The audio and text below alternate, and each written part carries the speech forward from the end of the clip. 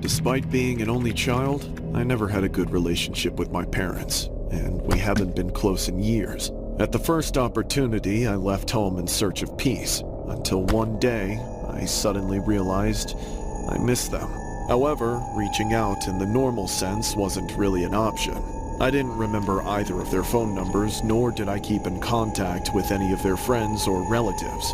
I had completely disappeared from the family, and I only knew one way back, by returning to my childhood home. The thought of it terrified me. They had to be retired after all these years. I had no idea if they could still afford the old house. Of course, I could only find out by going there.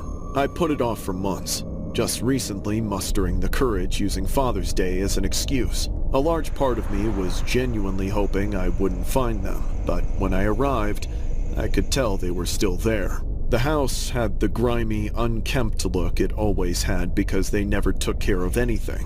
I hesitated, thinking it might be better if I just left it at confirming they were still around, but not actually meeting with them. But I forced myself out of the car anyway. I walked up onto the old front porch, and with a lump in my throat, rang the doorbell for the first time in 2 decades.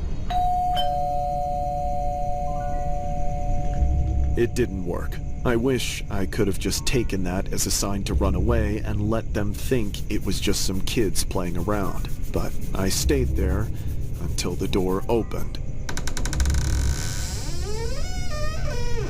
What do you want? Dad, it's me, your son.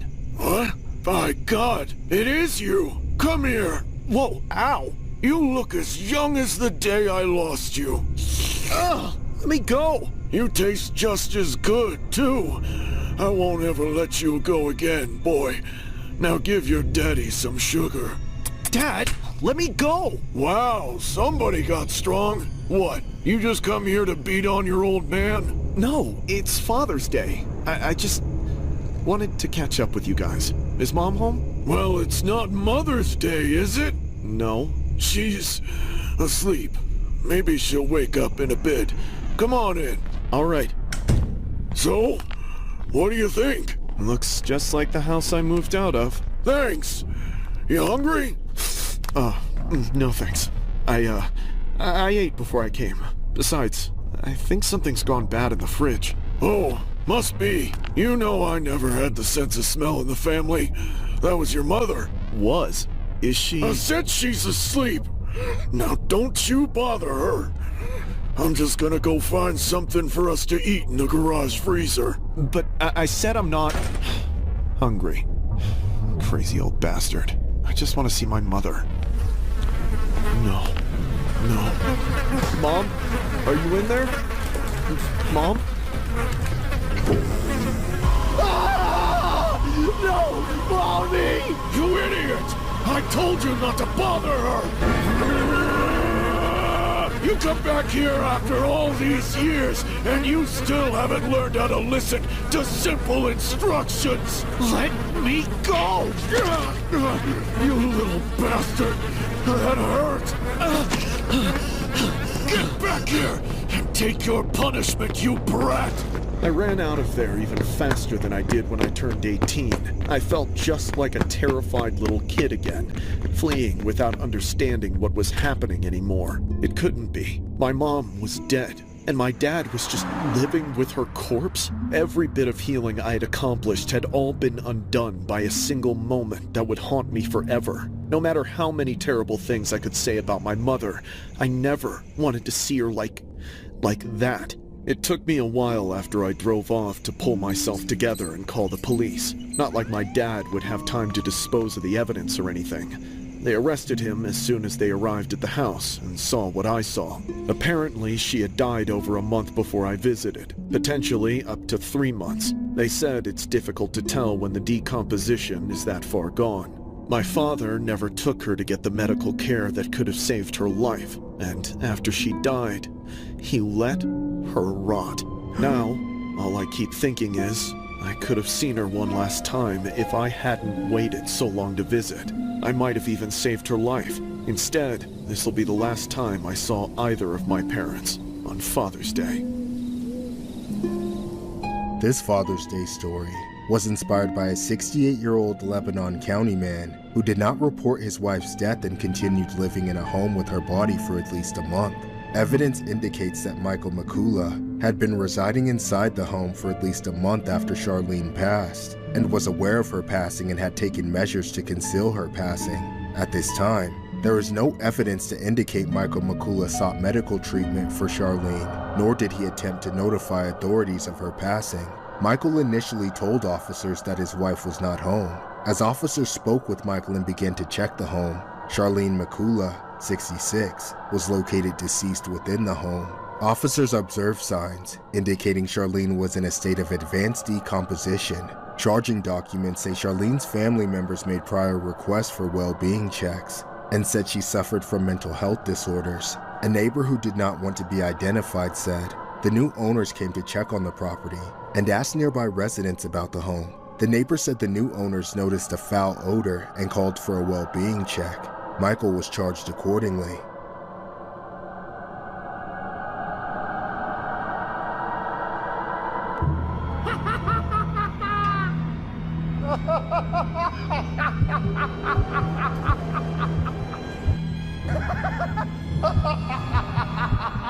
This is the most disturbing case I have ever been a part of. Nothing even comes close.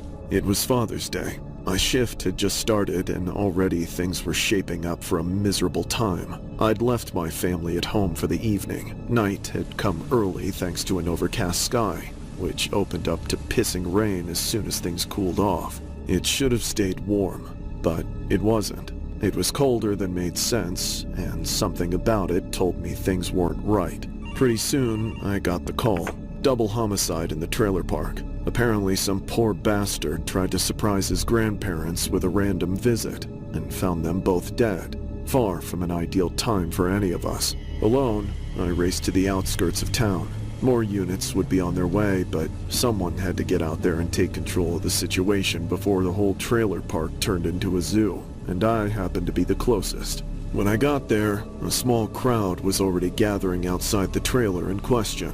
The onlookers said the man had been screaming about his grandparents being dead, but went silent a few minutes after they called the police. He hadn't come out, and they were too scared to check on him.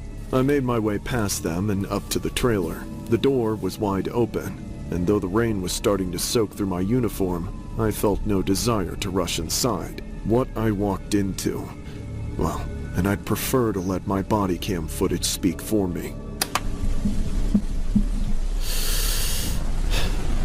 Here goes. Chester County Sheriff! Jesus. Confirmed double homicide. Third individual unharmed. Sir, are these your grandparents? Do me a favor and turn around for me, all right? Individual in shock. Sir, I need you to turn around. Why? Why would they do this? It's Father's Day! How could they kill them? My papa, my grand-grand... They were all I had left! Why? Why? I know, bud. I know. It's a bad day, but you'll be all right. Let's get you out of here, okay? Come on. When I found Gene, he appeared to be an absolute wreck. One of the worst cases of shock I'd ever witnessed. I led him away from the gruesome scene and let him sit in the back of my car. I didn't close the door on him, though. Just wanted to keep him dry and away from prying eyes until an ambulance arrived to give him a checkup. Once they cleared him, we took his statement. Everything he said made it seem like he was genuinely distraught, having just found his grandparents brutally murdered. Nothing about him that night told any of us that things were different. We believed every word he said. Then we let him go. Months later, however, evidence started to stack up, and the evidence told us we'd made a mistake. The autopsy, the forensics collected at the scene, and the collection of witness statements we gathered across the county were making Gene's alibi flimsier and flimsier. With no other suspects but him, it was time to take Gene into the station for further questioning. Since I got the closest to him, I was the one who brought him in.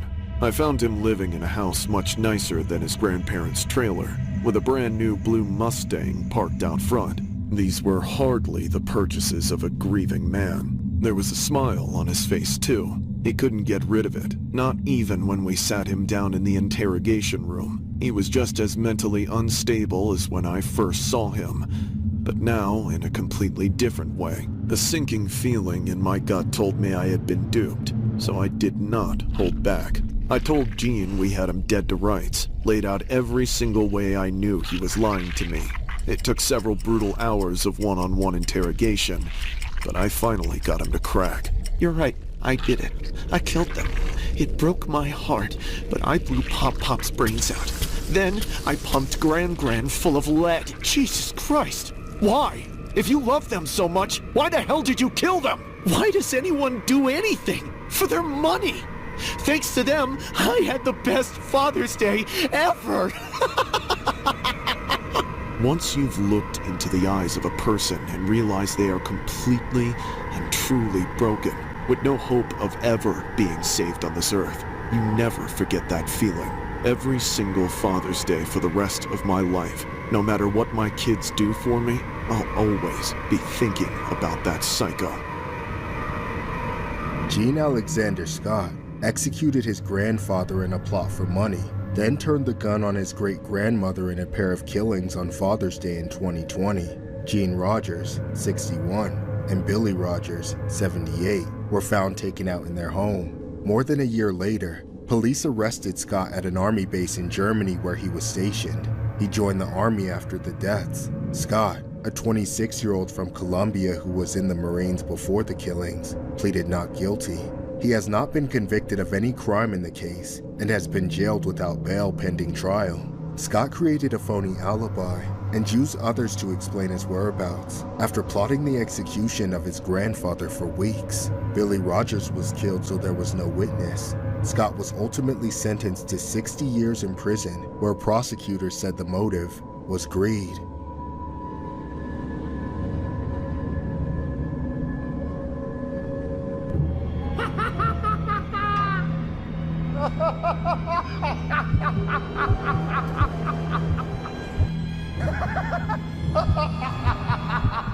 If I try, I can remember a better time when it was just me and Mom. She said she was always looking for someone to be my dad. I was too young to understand that I already had a father, but he'd run off and never came back. One day, Mom found somebody new and took him home. His name was Frank. I tried to like him, but I didn't understand why my mom wanted him to be my dad. They got married, and that night, I heard sounds from the master bedroom I wouldn't understand until I was much older. Then, just a few weeks later, for reasons I couldn't comprehend, cops came to the house and arrested my mother. They said she lied to the banks and would have to spend a few months in jail. They promised I'd see her again, but I never did. As soon as she was taken away, Frank turned into a monster. He beat me senseless and said it was my fault that Mom would never come home, and that as punishment, I would have to do whatever he said. I couldn't have imagined that would mean being taken away from everything I had ever known. Frank packed up his truck and threw me in the back seat. We drove for hours through the night before stopping in a random town I had never heard of. He said we'd be living there and that I had to forget my old name. Now, he said my name was Sharon. Frank, who I now fully saw as my father, enrolled me in school. That was my life for a long time. I always knew in the back of my head that I was living a lie, but it was easier to just go along with what my father told me was the truth. My name was Sharon. I never had a mother, and Frank was my father. I graduated top of my class and earned a full scholarship for aerospace engineering, but sadly, I never got to use it. Frank uprooted us again. I wanted to fight against it, fight to stay in the life I had built, but it's like I was programmed to do whatever my father said. Except this time, it wasn't his plan to remain my father. In a new town, under new names, Frank and I were married. It was done at the courthouse. Nobody knew us there. I was numb throughout the whole thing, in utter disbelief. This just couldn't be happening. When we got back to the house we had just moved into, I went into autopilot. I started unpacking some of the boxes that were still laying around, trying to forget the circumstances of my life, but Frank had other ideas. You know, Tanya, now that I'm not your father anymore, we won't be able to celebrate Father's Day. That is, of course, unless you make me a father again. Look at me, Sharon. No, you can't make me. Oh, yes, I can. You're my bride. Come here! Don't do it, please. I've been waiting 12 years for this. This is happening whether you like it or not. The torture continued non-stop, every night. It didn't stop until our son was born. After that, Frank barely wanted anything to do with me. He left me at home for hours on end, not working, but I assumed sleeping around with other women. Frank even forced me to get a job at a strip joint owned by some pal of his. I hated every second of it. All those men staring at me, grabbing me, forcing me to do what they wanted. I could have gone to college. I was going to be an engineer. Instead, I was reduced to this. However, I needed the money. Frank never helped take care of his son, and he slowly stopped paying the bills as well. Years went by in this new, wretched life. I thought I'd get a break once the boys started going to school. But once again, I was wrong. I was walking home from the grocery store one night. Frank had sent me off to get a bunch of things and refused to let me take the car. There wasn't even a sidewalk. On a dark stretch of road, I saw my shadow fade into view in front of me. Then, quickly sharpen and shorten as a car sped toward me. I thought it would just pass by like every other car, but... Franklin Delano Floyd was already a convicted predator before he met Suzanne Marie Savakis at age 5, kidnapping her and assuming the role of her father. Under numerous fake names, Floyd kept Suzanne's identity hidden for over a decade, eventually forcing her to marry him. After raising Floyd's child for 6 years, Suzanne was found dead in 1990. Floyd would later be arrested for the murder of one of Suzanne's co-workers and would eventually confess to killing his own son. But the death of Suzanne Savakis remains unsolved. This Father's Day story was inspired by an American killer named Franklin Delano Floyd, who was responsible for kidnapping Suzanne Marie Savakis as a child, raising her under false names and later married her. In 1990, Susan was taken out in a suspicious hit and run. 4 years later, Floyd kidnapped their 6-year-old son, Michael Hughes. After his arrest for Michael's abduction, Floyd was charged with taking out Cheryl Ann Comesso, a fellow dancer at Suzanne's Gentlemen's Club, and later admitted to also taking out the 6-year-old son, Michael.